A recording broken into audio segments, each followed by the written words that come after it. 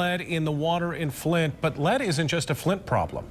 Everywhere, children are being poisoned by old lead paint. New at 6 o'clock, Target 8 investigator Henry Erb is finding that a scary number of professionals are ignoring a federal law that is supposed to make kids safe. There's chips of paint everywhere, and it's all around the house. It's all around the house. Barb Lester is showing us pictures she took last summer. She works for the Heritage Hill Neighborhood Association in Grand Rapids. It's been scraped. This was the day that we received the call from a resident in that area. Instead of the yard littered with paint chips, she should have seen something like this, a big piece of plastic snug to the house to catch the falling scrapings. Renovation is huge when it comes to a potential hazard. By now, we should all know why. Until 1978, homes were coated with lead paint. Here's an old can of it from who knows when. It even says on the label that the stuff is dangerous, warns us not to eat it. But too often, children do. Old paint that just flakes away or gets scraped into chips and dust when painters are working. It's going to poison that child, and that poisoning causes brain damage.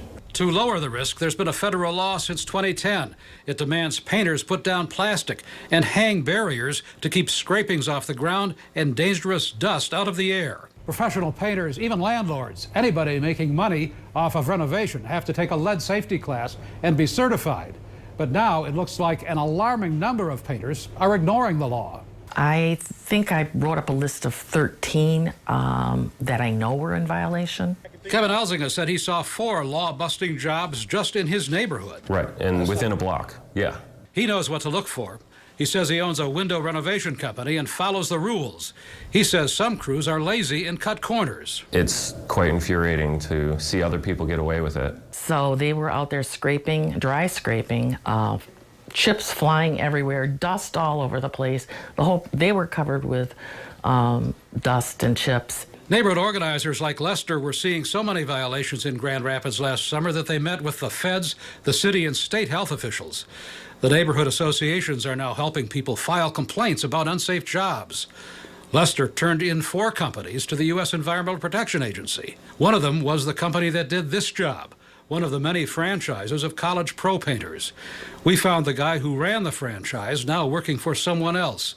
Matt Medaba says he gave up his franchise last fall. I'll talk, but I don't want to do it on camera. Off camera, he told us all those paint chips in this photo were somebody else's fault, left by a painter who did some of the work on the house the previous year. He says his crew was working on the other side of the house and had put plastic down. So we went to talk to people who watched last summer's work going on. Were there paint chips on the ground before they started working last spring? No.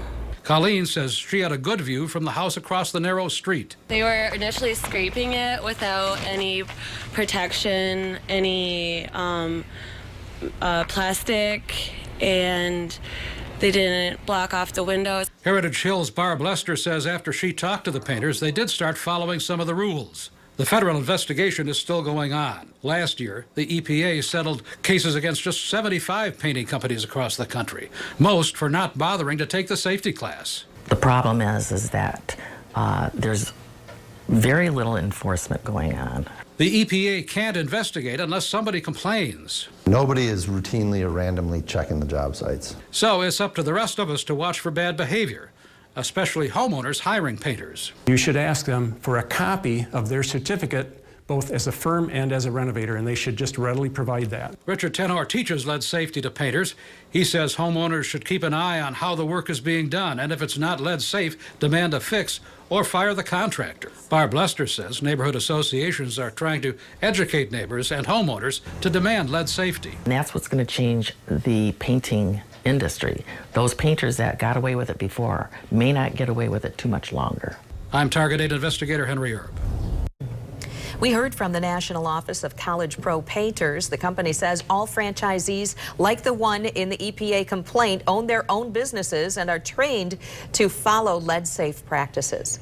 As for those of you who did it yourself, you're not required to follow the rules, but the EPA does have videos that can walk you through some of the easy steps to stay safe. We've got a link to that video in our story. Just go to woodtv.com.